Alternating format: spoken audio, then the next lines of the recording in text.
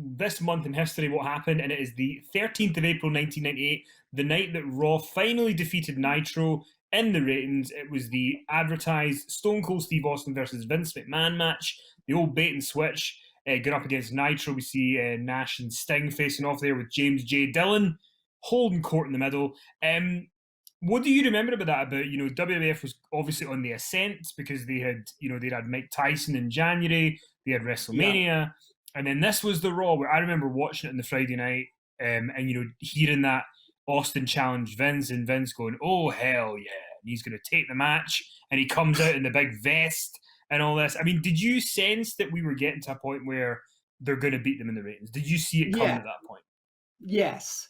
I mean, it was fairly close the night after Royal Rumble with the Austin Tyson confrontation. One of the greatest angles ever, if not the greatest angle ever. So it was pretty close then. And then Nitro kind of regained the lead, and WCW, I think, got itself, started getting a bit cocky there. Then we're coming up to WrestleMania. The night after WrestleMania, Raw's numbers are up again, but Nitro's still holding on to that lead. But it's really close. So the Vince-Austin feud, as we know, Kenny, began proper the night after WrestleMania 14. And then intensified like the following week. And then the week after that was April 13th. And that was when Vince accepted, this. Sorry, who was it who made the challenge? Was it Vince who made the challenge, or Austin who made the challenge? Austin made the challenge to Vince. Austin made the challenge to Vince, and then, there was all this kind of talk of he's not going to take a match, and Vince comes out and he says his answer was, "Oh, hell yeah." Right. So Vince accepts the challenge. The most monotone Vince McMahon way possible. Oh hell yeah! Like, he's no shouting or anything. Yeah, right. So I mean, I think we all knew that. I mean, anyone who had been following it closely really knew that they were not going to give this match away on free TV 2 weeks later. 2 weeks after this feud began proper.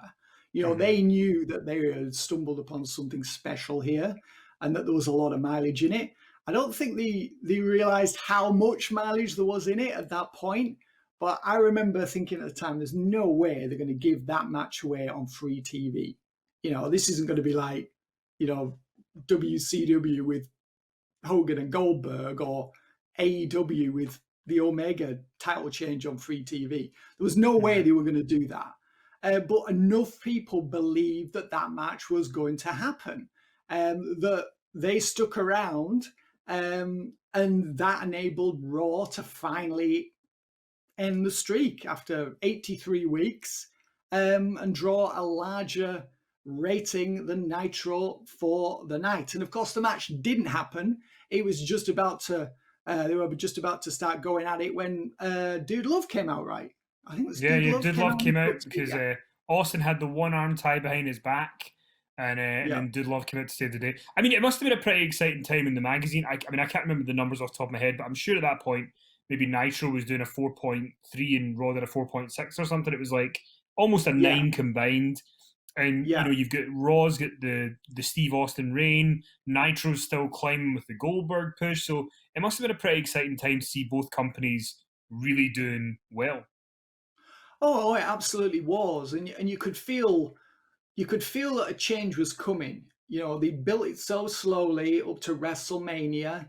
WWF was happy to, or content to concede defeat in the ratings in the run-up to WrestleMania. They got the Austin Michaels match out of the way. Then they pulled the trigger on Austin McMahon the next night. There was obviously huge interest in that from the start. And it pretty much dominated the TV for the next, how many years, Kenny? Well, it dominated TV for a very long time. So, it was an exciting time because you felt like it was something new, and it was something that had so much potential. And at first you're thinking, well, where are they going to go with this? Where's this going to go next? And I don't think I realized at the time just how far they could go with this and how many players could be sucked into this story and get over as a result. And that was the thing about the Vince and the Austin feud, Vince versus Austin feud, was it didn't just get those two over, it got so many other people over as well. I mean, we, when we were covering Heat, we just marveled at the humor provided by the Mhm. Stooges, didn't we, Kenny? I mean, I'm not saying Yeah. these guys, were over. I mean, obviously they'd had their run decades earlier, but as bit players, they were just a barrel of laughs week in and week out. And that was all part of this amazing story and this amazing conflict that had been created between Austin and McMahon. And all these sort of people who were peripheral players or on the periphery of it got over as a result. And it was just extraordinary looking back, how much it did for so many people in that company.